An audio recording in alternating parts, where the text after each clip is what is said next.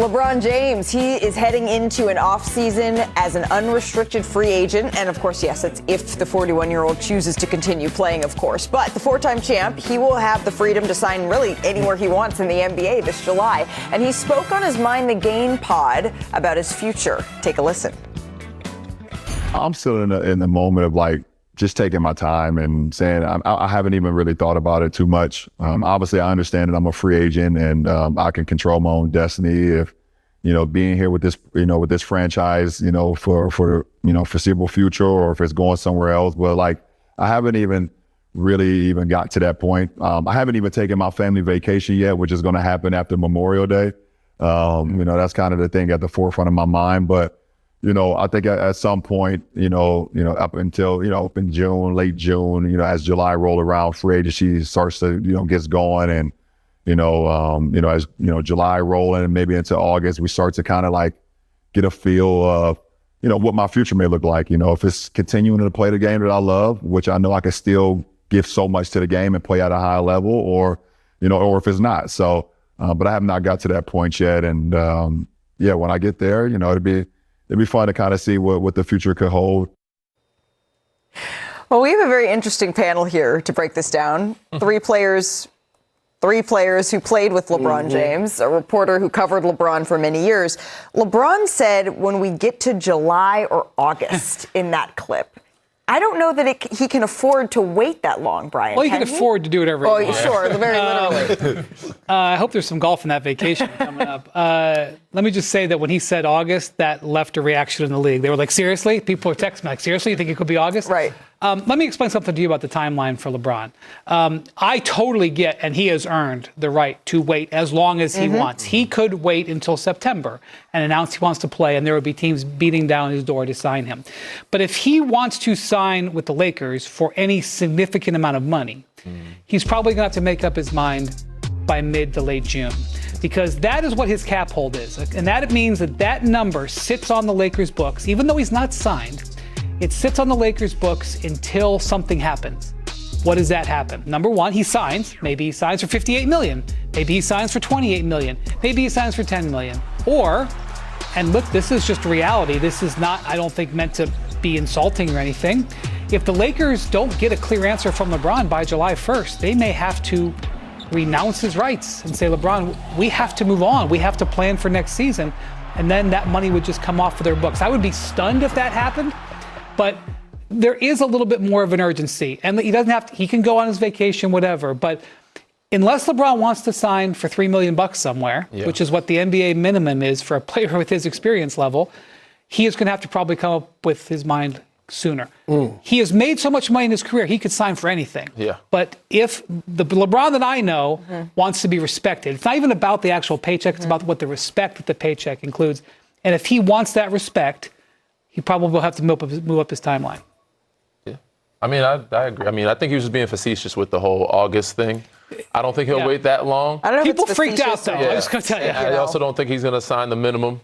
Again, he wants to be respected. We all think this is going to be his last year. He could possibly play 2 or 3 more years. He always proves me wrong every time I don't put a timeline on him But we anymore. expect this is a farewell. Being that a farewell, he probably is going to make a good amount off the books, off the court, doing that thing. So, but if he's going to be a Laker, which I think he wants to be and wants to stay with his family, he'll probably make that decision a little sooner or later. But right now, he's in that mode where he doesn't want to answer questions. He's just telling people, the media, look, don't ask me about it. Don't want to talk about it until I take my vacation with my family. And let him. And let me watch some basketball, get some golf, and then I'll think about it. He'll probably have that, once he gets that itch and also want to see the finals. Like certain players even retire, and guys that are still playing, they see the finals, they're like, that competitive nature comes back in and kicks in. Like, I want to be out there. I want to hoop. So Perk, you get that? That it's going to come back to competitive nature him. that kicks in says you want to be back out there? Absolutely. One thing about it, I would not be fooled by LeBron James. I know him too well. He moves like the president.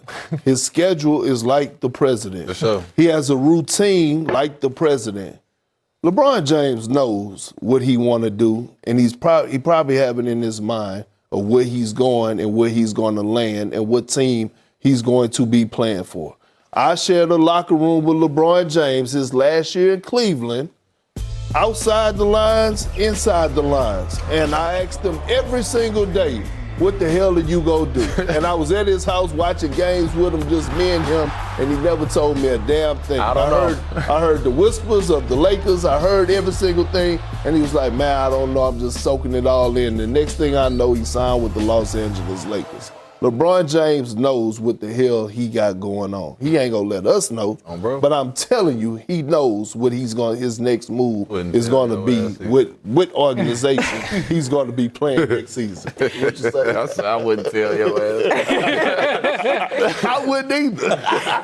Well, I just think the Lakers are hoping that it doesn't go to July What or I August. suspect is going on right now is that LeBron has started the free agency negotiation with the Lakers. Thank you.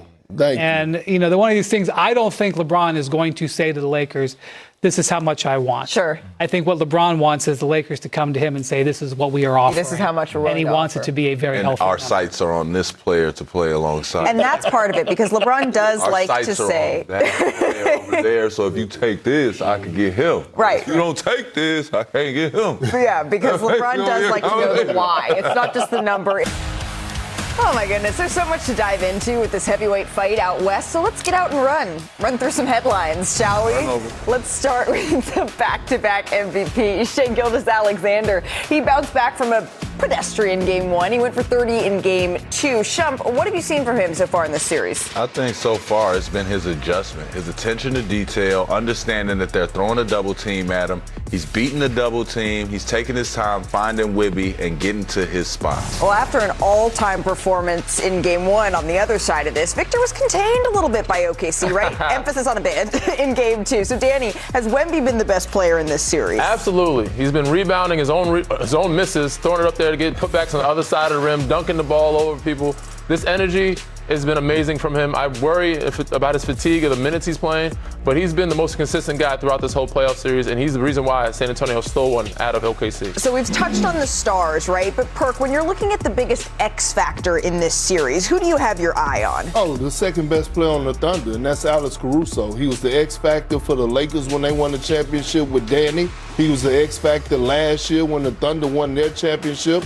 And in this series, he's going to have to elevate even more, although he's averaging 24 points in this series. But since we don't know the status of J-Dub, I'm looking at Alex Caruso to be that guy to help Shai and them get through this series. Yeah, because injuries can be an X factor as well. And as much as we've seen jaw-dropping basketball, we're also getting dangerously close to injuries playing a real role here, Brian. Yeah, when this injury report comes out ahead of this game, we're going to know a lot more.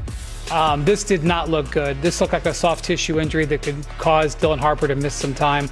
And then they already got De'Aaron Fox out with that ankle injury. And look, high ankle sprains, you can go out there and shoot. It does not mean you can go side to side. Right. I do think A.J. Mitchell, though, A.J. Mitchell got hit in the quad last night. I think that he may have made it out of that of avoiding major injury. So that's a positive move for the Thunder. But the Spurs are going to need some ball handling with their two guards potentially out. Especially when you look at how tight the margins are here. Through two games, we've seen 2 overtime periods, and we've seen the Thunder outscore the Spurs by a grand total of 2 points. Wow. So far in this series, right? And when you're game one, Brian says don't overreact. It's hard not to when you see the video game numbers that Victor Wembanyama was putting up. Game two, okay, he's more contained. Oklahoma City is looking like themselves again. So who are you if you're the Spurs or if you're the Thunder, Perk? Who are you feeling better as if you're walking into game three? The Spurs. You think the Spurs, so? Yeah, I'm going home. I'm going back to the crib. Series tied 1-1, right? Felt like they walked out of game two thinking that they could have stole that one. Don't let the score fool you. And then you're going back to the crib where you know the others are going to play better at home. They have established a tough environment there. We know how Wemby acts on his bounce-back games. And you know the crazy part about this? We're saying that Wemby need a bounce-back game. He still had, I think, 24-17 last night. So, but he's going to have one of those performances again. And so when you think about who's going to step up for the Thunder, I just feel like Chet has underachieved and underdelivered. Even last night? Yeah, even last night. 13 points ain't to my standards for Chet. Last time I checked, he was an all-star this year. Yeah. I'm looking at him at one of these moments, he need to have a 20 to 25 point night, and I don't know if he's capable of doing that. I'd be really worried about the Spurs if Dylan Harper and De'Aaron Fox couldn't play. That's my issue. Because Dylan Harper. You think about what is the definition of a 3-and-D player? Hits threes, plays D, right? The Spurs or the Thunder just off the bench yesterday had 11 threes and 11 steals. Yeah. They've got this squad of guys that come in and try to take the ball from you. And if you're playing your second, third, fourth-string ball handlers, it's tough. So Devin Vassell, nobody talked about Devin Vassell. He had a big game last night. He hit 6 threes. He's going to have to do some ball handling. They may need to consider the old French vanilla lineup with Cornette and Wembanyama together and play big. French vanilla. Not that they would play that for big stretches, but they may have to get creative and come up with some lineups if they're looking at 2 of their 3 best perimeter ball handlers being out. Is Harper's injury to the Spurs more detrimental than J-Dub's injury to the Thunder? I believe so, because they played 50 games without J-Dub this year. And A.J. Mitchell, especially if he doesn't miss time with that quad bruise that he's got, they can just flip the switch. Not to say that Jalen Williams isn't important, but they have a lot of reps without that. Plus, they have all those guards. They got guys in they got rotation players that are not even activated right now. They got Jared McCain can come and play there. They got Aaron Wiggins who they can play. Case and Wallace. The Spurs don't go quite as deep, especially with ball handler. Yeah, I mean, Harrison Barnes gave him some decent minutes. Chin Penny, they have a couple guys. We forget Victor Wembanyama can bring the ball up. Like, he can handle the ball. I was going to say that. He can start the offense. We've seen that Do you want plenty to of put times. more on Not him? a lot, but you can take some off of Castle. You can use him to alleviate some pressure in that. Yes, OKC is more familiar with playing without J-Dub, but I think he means more to them than Harper. I mean, Harper means a lot for their bench. But if you can get Fox back, that'll help relieve a lot of pressure. But if not, you know Wemby's going to figure out how they're playing. Those others, Jared McCain, Case Wallace, Alex Caruso, he might, because he's a vet, he's been there. Those other guys, I don't know if they're going to play as well on the road as they did at home. And I expect Julian Champagnie to shoot better. I expect Vassell to shoot better. Harrison Barnes, whoever else they play, even Jordan McLaughlin. Like, those guys can step up and play better at home. So it's going to be a 50-50 toss-up, and it all kind of relies on De'Aaron Fox. I wanted to see also, do they take a page out of the Jokic book, the Karl Anthony Towns book now, and then make Wemby just a playmaker? You don't have to bring it up. You don't have to expend a bunch of energy. But you do have to have the ball, and we're going to run actions to where if they back up off you, shoot them dead in their face. I'm gonna shoot you dead in your face if you back up off me, but I'm going to let this offense run. Same way Cat does, it's just, it look a lot different when somebody's 7'5", holding it up here to where you can't get it. Right. You know what I'm saying? But here's my question to y'all. And Stephon Castle has been outstanding this entire season and this postseason. Do we really believe that he's going to continue to average 10 turnovers a game? I hope so hold on. So aggressive turnovers. But let me say this. Getting better. Let me say this. Shump, you highlighted earlier that SGA went to the film room. Yeah. You could tell the way he picked his spots. Stephon Castle is going to go to the film room. Without a doubt. And what he's going to realize is that those home run passes that you were able to make against other teams, you can't make them against the Thunder, right? So we go back to the what assist, Malika? Hockey assist. The hockey assist. Bad singles, and baby. so now all of a sudden I wonder, Miss Johnson, now you got to get into your bag a little bit.